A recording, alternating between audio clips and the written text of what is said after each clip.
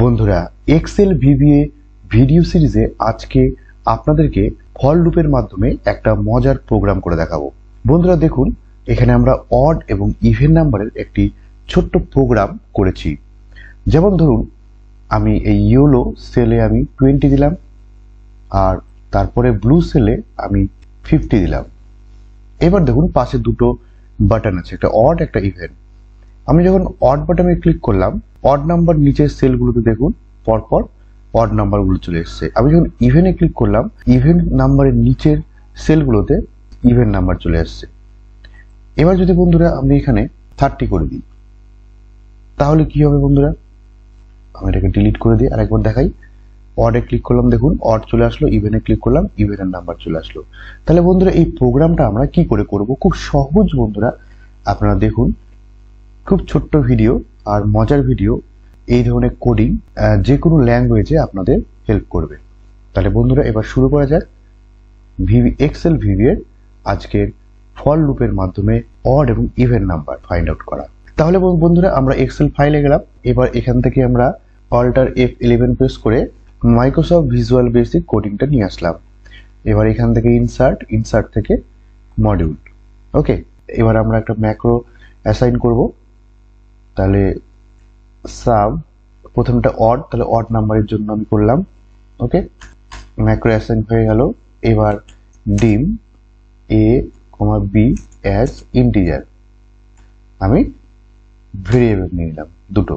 ওকে, তাহলে দেখুন এই প্রথম যে সংখ্যাটা হবে, এই সংখ্যাটাকে এটাকে সাইড বাই সাইড করে দিচ্ছি। এইবার হলো বন্ধুরা, এবার দেখুন বন্ধুরা, A1 সেলে যে ভ্যালুটা আছে সেটা আমরা আগে A এর মধ্যে স্টোর করব। তাহলে A equal to range A1 dot value. Okay, same B1 সেলে যে ভ্যালুটা আছে সেটা আমি V ভেরিয়েবলের মধ্যে স্টোর করব।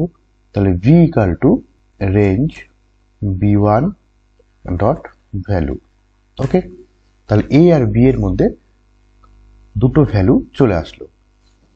তাহলে এটা কি স্টার্টিং ভ্যালু, এটা এন্ডিং ভ্যালু। এর মাঝখানের যে নাম্বারগুলো সেগুলো অড এবং ইভেন্টে আলাদা আলাদা করে ভাগ করবো। ওকে, এবার বন্ধুরা আমরা আরো একটা ভেরিয়েবল নিয়ে নিই। একটা নিলাম আর, একটা নিলাম এন। তাহলে আমার 4টা ভেরিয়েবল। ওকে, এবার আমি ফর লুপ অ্যাপ্লাই করছি। আপনারা জানেন বন্ধুরা ফর লুপ কি করে করতে হয়। না জানলে আমাদের লাস্ট ভিডিওতে ফর লুপ সম্পর্কে ও সিনট্যাক্স সম্পর্কে সুন্দর করে বুঝিয়ে দেওয়া আছে, আপনারা চাইলে আগে সেই ভিডিওটা দেখে নিতে পারেন।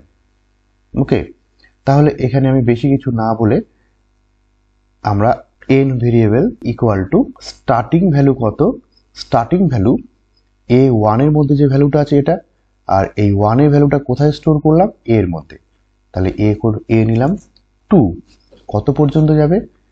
B1 এর মধ্যে যে ভ্যালুটা আছে তত পর্যন্ত যাবে। তাহলে এর ভ্যালুটা কার মধ্যে স্টোর করা আছে? B এর মধ্যে। তাহলে B, আর ইনক্রিমেন্ট 1 করে হবে, তাই জন্য বাই ডিফল্ট ইনক্রিমেন্ট 1ই হয়, তাই জন্য পরে আর স্টেপ 1 লিখলাম না। Next N. ওকে, এটা হচ্ছে ফর লুপের সিনট্যাক্স হলো। এইবার কি করব?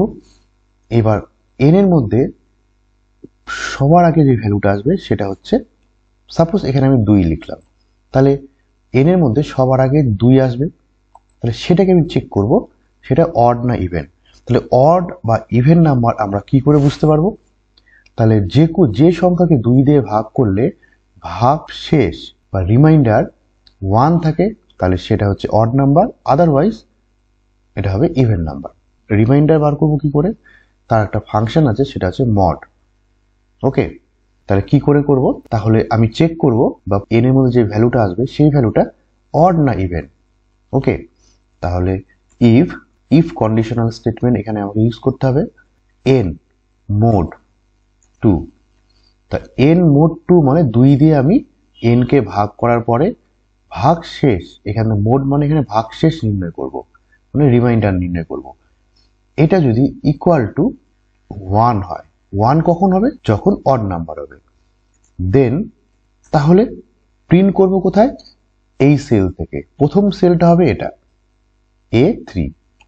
ওকে, রেঞ্জ A3 ডাইরেক্ট দিতে পারবো না, এর আগে প্রোগ্রামে দেখিয়েছিলাম ampersand 3 জায়গায় আমি দিব আর, ওকে, ডট ভ্যালু ইকুয়াল টু, তার মানে যদি কন্ডিশন ট্রু হয় তাহলে n এর মান আমি এখানে প্রিন্ট করে দেব এনডিভ।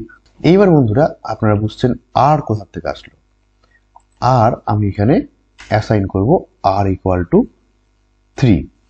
তাহলে এ আর এম্পারসেন্ট মানে এখানে কনক্যাটিনেট করবে, তাহলে এ আর, তাহলে এ আর মানে আর বলতে আর বলতে 3, তাহলে A3, তাহলে এখানে A3 সেলের সবার আগে প্রিন্ট হবে।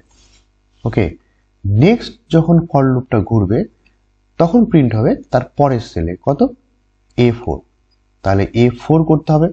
তাহলে আর এর মানকে আমাকে 1 বাড়াতে হবে, তাহলে আর equal to R plus 1।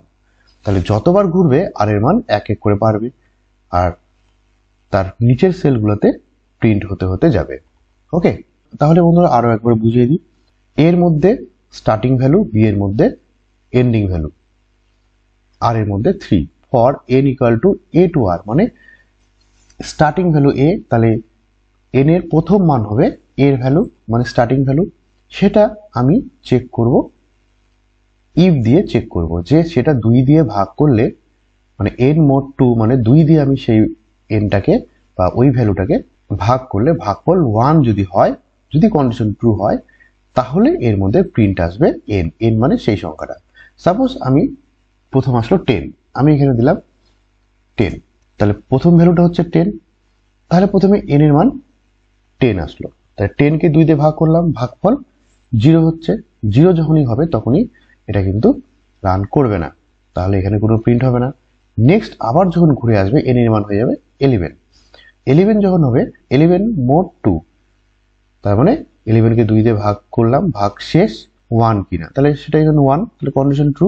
True যখনই হবে এর হচ্ছে কত, A3, আর এর মান 3, তাহলে A3 ডট ভ্যালু, A3 মানে এটা, এখানে n এর মান চলে আসবে, n এর মান কত 11, 11 এখানে প্রিন্ট হয়ে যাবে।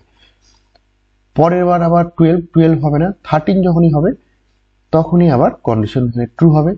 আর আর এর মান এখানে 3 এর পরে 4 হয়েছে, তাহলে A4 মানে হচ্ছে এই পরের সেলটাতে এর মান প্রিন্ট হয়ে যাবে। ওকে, তাহলে আমি এখানে রান করে দেখি, এখান থেকে রান করছি, এই যে দেখুন এখান থেকে অড নাম্বার গুলো পর চলে আসলো।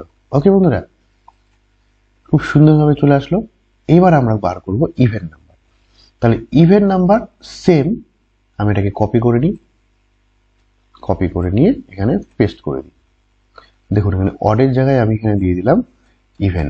ওকে, বাকি সবই একই ক্যালকুলেশন হবে, আপনারা জানেন ক্যালকুলেশন একই হবে, শুধু এখানে কন্ডিশন কি হবে, ইভেন, যেহেতু ইভেন কখন হবে, যখন 2 দিয়ে ভাগ করলে ভাগ শেষ 0 হবে, তাহলে এখানে যখন চেক করবে যে ভাগ শেষ 0, তখন প্রথম ভ্যালুটা কোথায় আসবে, এটা হচ্ছে A3 ছিল, এটা হচ্ছে B3, তাহলে এখানে A এর জায়গায় আমি করব B, ব্যাস এইটুকুই শুধু চেঞ্জ হবে। দেখুন বাকি সবই একই রকম।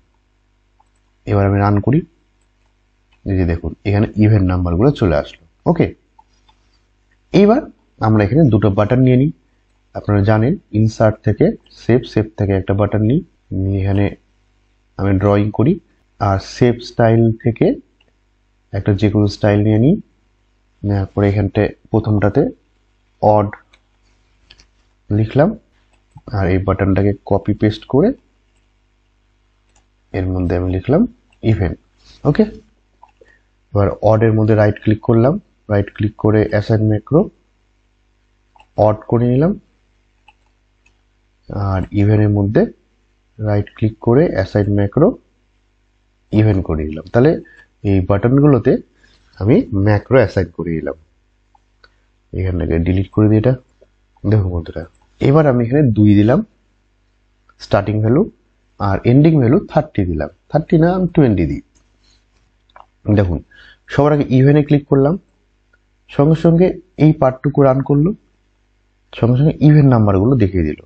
এবার অডে ক্লিক করলাম, দেখুন অডের নাম্বারগুলো দেখিয়ে দিল, তার মানে এই পোর্শনটুকু রান করলো। ওকে, তাহলে খুব সুন্দরভাবে দেখুন ফর লুপের মাধ্যমে আমরা অড আর ইভেন নাম্বারকে সেপারেট কলামে আমি আলাদা আলাদা করতে পারলাম।